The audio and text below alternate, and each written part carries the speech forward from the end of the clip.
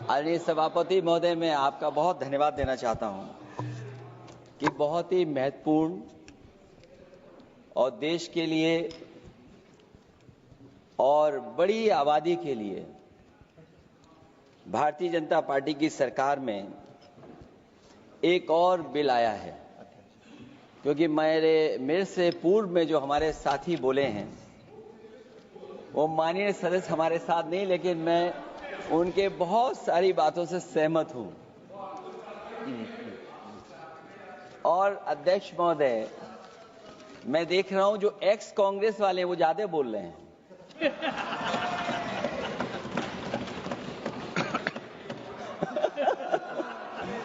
आदरणीय अध्यक्ष महोदय,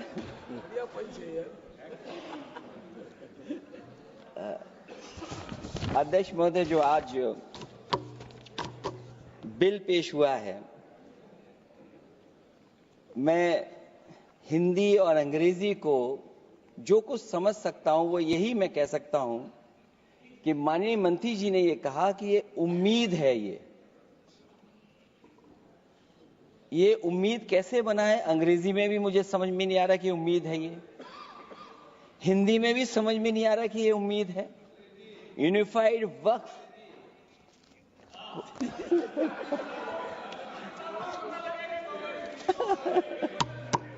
अध्यक्ष महोदय, यूनिफाइड वक्फ मैनेजमेंट अध्यक्ष महोदय, ये अध्यक्ष महोदय, मैं समझ सकता हूं कि मैं वो बात छेड़ना नहीं चाहता था, लेकिन क्या करूं, मजबूरी है अब। अध्यक्ष महोदय, अभी माननीय सदस्य लोग ये कह रहे हैं कि हमारे सदस्य नहीं है यहां पर जो हमारे साथी हैं, लेकिन अध्यक्ष महोदय मैं ये कहना चाहता हूं, अध्यक्ष महोदय मैं ये कहना चाहता हूं, ये जो बिल लाया जा रहा है, भारतीय जनता पार्टी में एक मुकाबला चल रहा है। भारतीय जनता पार्टी के अंदर मुकाबला चल रहा है कि खराब हिंदू कौन बड़ा है। और ये बात अध्यक्ष महोदय मैं ऐसे ही नहीं कह रहा हूं।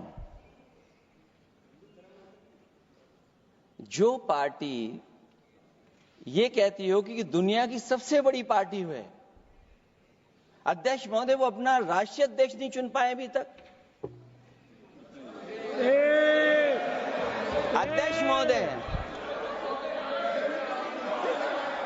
अध्यक्ष महोदय, भारतीय जनता पार्टी क्या है?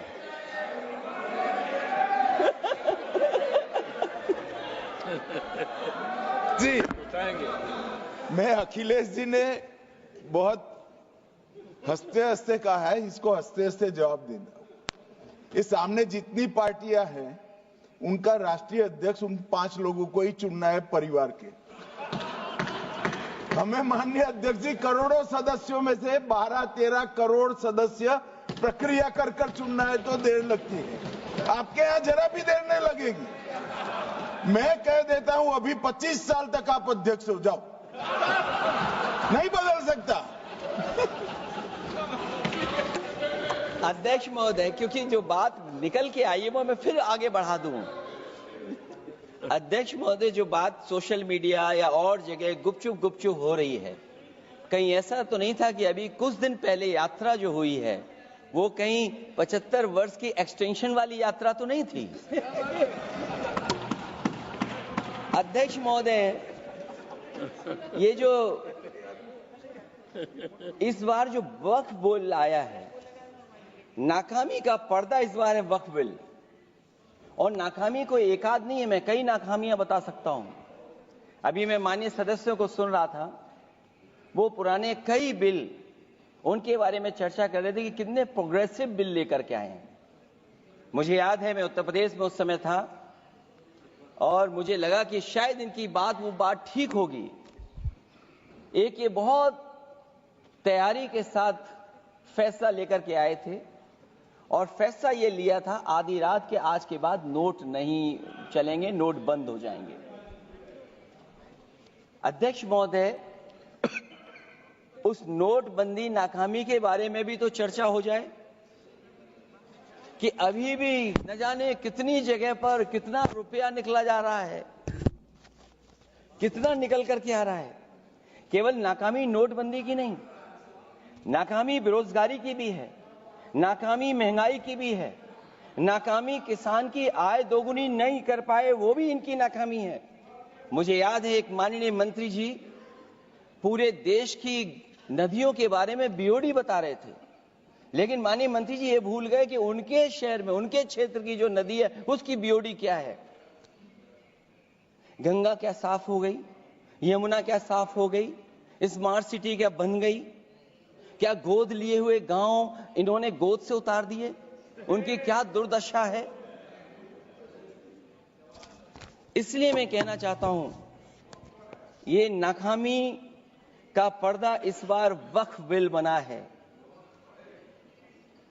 और सबसे बड़ी बात तो यह है कि जिसके लिए फैसला होना है उसकी बात को अहमियत न देना भी नाइंसाफी है।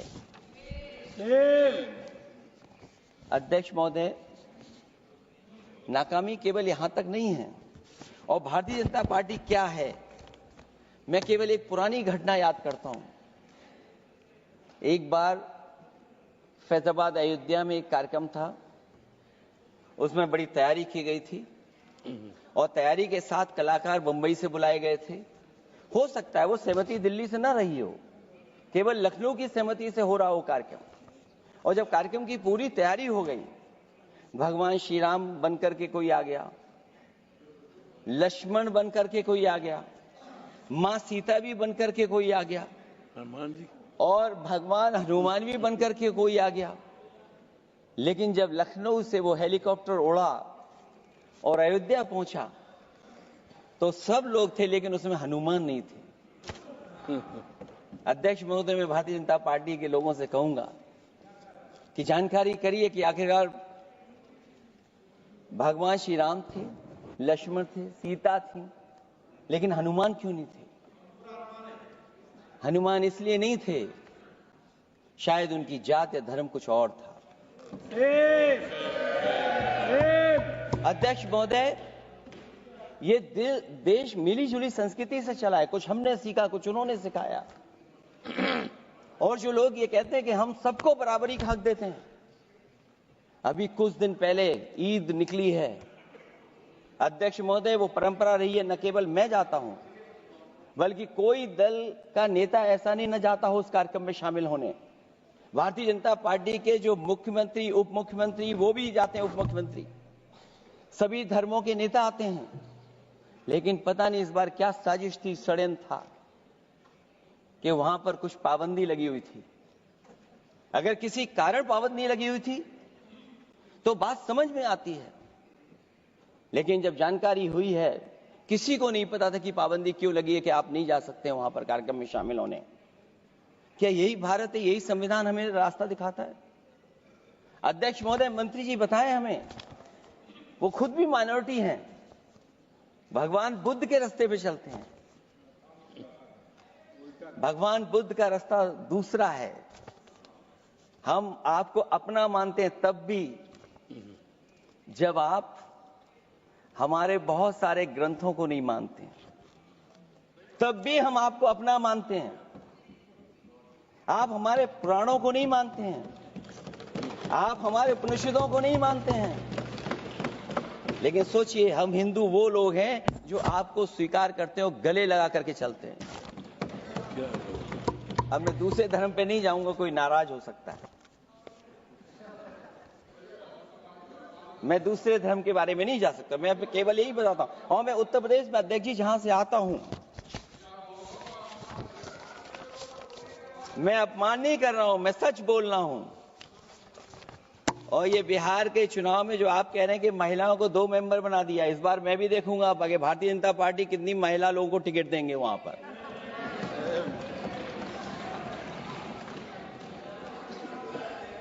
अध्यक्ष महोदय, भाजपा जब भी कोई नया बिल लाती है तो वो अपनी नाकामी छुपाती है। भाजपा वाले मुसलमान भाइयों की वक्फ की जमीन चिन्हित करने की बात कर रहे हैं, जिससे महाकुंभ में जो हिंदू मारे गए हैं या खो गए हैं, उनको चिन्हित करने की बात पर पर्दा पड़ जाए। अध्यक्ष महोदय, मुझे खुशी इस बात की कि हमारा धर्म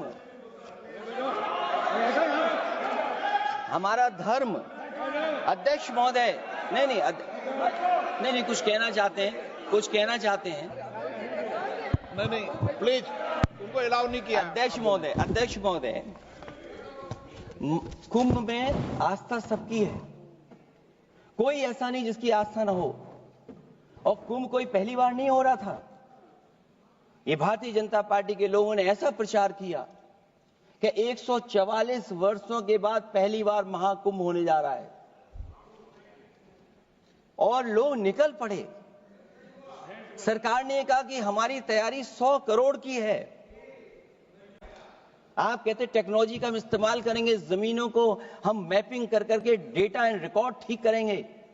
अध्यक्ष महोदय ये बताएं कि वो 30 लोग कौन थे, उनके नाम क्या थे जिनकी जान चली गई, न केवल जान जाने वालों की, बल्कि अध्यक्ष महोदय ये सरकार बताए कि जो लगभग 1000 हिंदू खो गए हैं, जो अभी तक नहीं मिले, जो अभी तक नहीं खोज पाए हैं, वो 1000 हिंदू की सूची कहां है?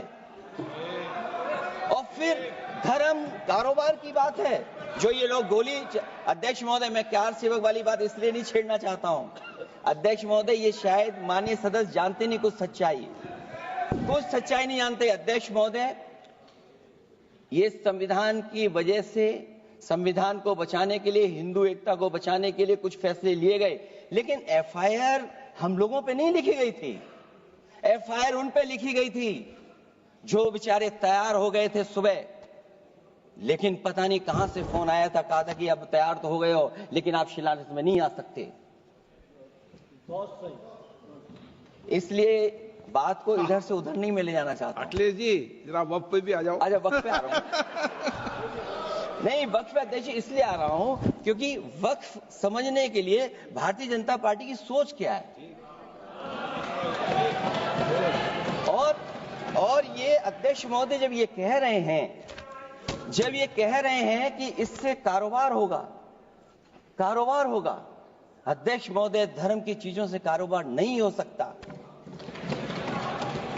हमारे उत्तर प्रदेश के मुख्यमंत्री जी ने भी कहा कि कारोबार होगा। वो 30 की गिनती में उलझे हुए हैं, जैसे 30 मार खाए वो। उनसे पूछा कि जान कितनी गई, वो 30। उनसे पूछा कि कारोबार कितने का होगा, 30 गुणा 10,000 करोड़। सोचिए, कुंभ हमारा क्या कारोबार की जगह है? और फिर उसका कौन नापेगा, कैसे नालाएगा? और फिर हमारे माननीय मंत्री जी कह रहे हैं कि जमीन, चाहे वो रेलवे की हो, चाहे वो डिफेंस की हो, वो भारत की जमीन है। मैं भी स्वीकार करता हूं कि रेलवे की जमीन भी भारत की है, डिफेंस की भी जमीन भारत की है। क्या डिफेंस की जमीन नहीं बेची जा रही मंत्री जी? अध्यक्ष महोदय, क्या रेलवे की जमीनें नहीं बेची जा रही हैं? अध्यक्ष महोदय, केवल यहां तक नहीं, कितना हस्तक्षेप होता है। वक्फ भी भारत के, इसीलिए तो कहीं ना कहीं वक्फ की जमीन से, अध्यक्ष महोदय माननीय मंत्री जी बताएं, और मुझे उम्मीद है कि जब जवाब देंगे तो बताएंगे कि वक्फ की जमीन से बड़ा मुद्दा वो जमीन है जिस पर चीन ने अपने गांव बसा लिए हैं, लेकिन कोई बाहरी खतरे पर सवाल बवाल न करे, इसलिए ये बिल लाया जा रहा है। और माननीय मंत्री जहां से आते हैं, जिस प्रदेश से आते हैं, कम से कम ये तो बताएंगे कि वहां कितने चीन ने गांव बसा लिए, घर बन गए हैं। अध्यक्ष महोदय, आपके माध्यम से सरकार गारंटी दे कि वक्फ की जमीन कभी भी किसी भी पैतरेबाजी से किसी और मकसद के लिए किसी और को नहीं दी जाएगी। वक्फ की वर्तमान व्यवस्था में चाहे 5 साल के धर्म पालन की पाबंदी की बात हो, या कलेक्टर से सर्वेक्षण के हस्तक्षेप की बात हो, या वक्फ परिषद या बोर्ड में बाहरियों को शामिल करने की बात हो, इन सब का उद्देश्य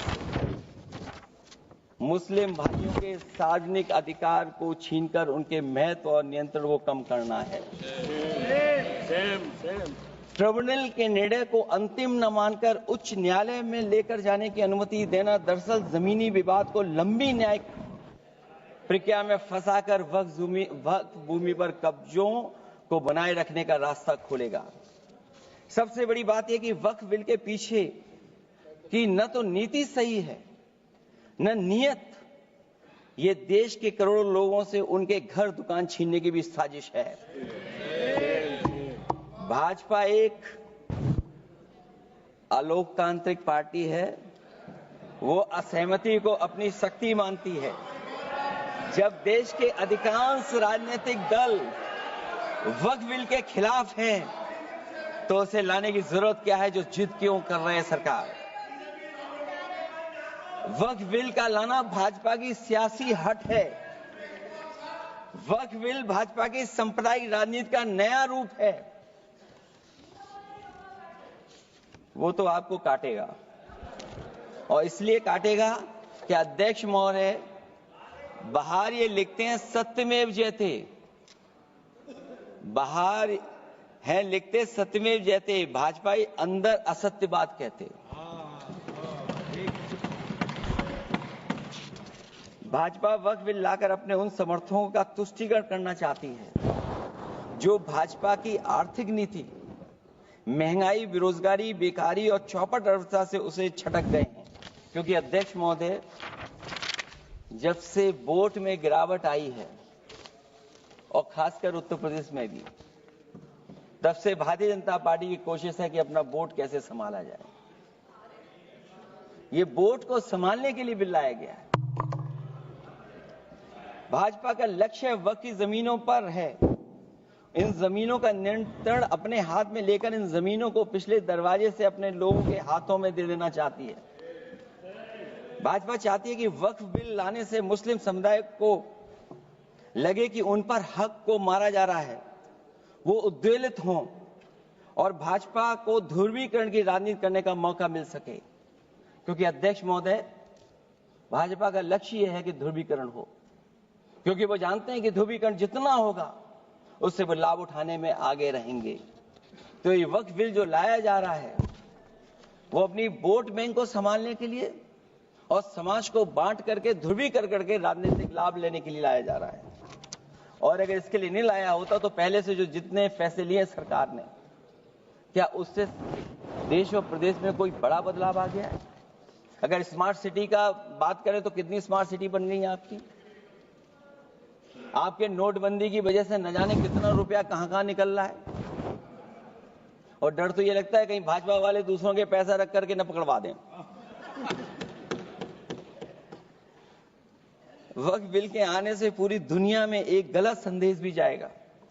इससे देश की सेकुलर इमेज को बहुत धक्का लगेगा।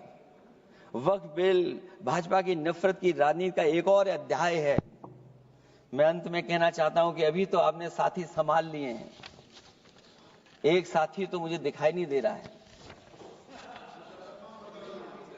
और हमारे जिनका हमने सम्मान किया, हमें कहां ले गए आप? और हमें यहां छोड़ गए आप, हमें छोड़ गए। हमें देखिए सभापति महोदय देखिए राजनीति क्या है। हमने आपका हाथ पकड़ा और हम यहां आ गए, और आप हमारा हाथ छुड़ा करके वहां चले गए। इसलिए देखिएगा कब हमारा इनका हाथ मिल जाए। और मैं अध्यक्ष सभापति महोदय ये कहना चाहता हूं कि वक्फ बिल भाजपा के लिए वाटरलू साबित होगा। क्योंकि ऊपर से तो हाँ हाँ कह रहे हैं, लेकिन अंदर ही अंदर बहुत सारे साथी सहमत नहीं है। मैं अंत में इतना ही कहना चाहता हूं कि ये वक्फ बिल जो लेकर के आए हैं, कोई उम्मीद लेकर के नहीं आ रहा है। ये सोची समझी रणनीति का हिस्सा है। क्योंकि इनका जो वोट बिखर गया है, ये मुस्लिम में भी बंटवारा चाहते हैं। मुस्लिम इस्लाम धर्म में कहीं बंटवारा नजर नहीं आता है, लेकिन इनकी कोशिश है कि इस बिल के माध्यम से हम मुस्लिम भाईचारा में भी बंटवारा करते हैं। बंटवारा तो पीडीए करेगा। अभी देखिएगा सभापति महोदया, हमारे एक सदस्य कह रहे थे कि चुनाव बहुत अच्छा होता है। इनसे बेहतर किसने चुनाव देखा होगा? चलिए धन्यवाद। वोट ही नहीं डालने दिया। चलिए सभापति महोदया, मैं धन्यवाद देता हूं। मैं और अपने दल और साथियों के साथ कहता हूं कि समाजवादी पार्टी बिल का विरोध करती है, वोट पड़ेगा तो हम इसके खिलाफ वोट डालने जा रहे हैं। माननीय सदस्य श्री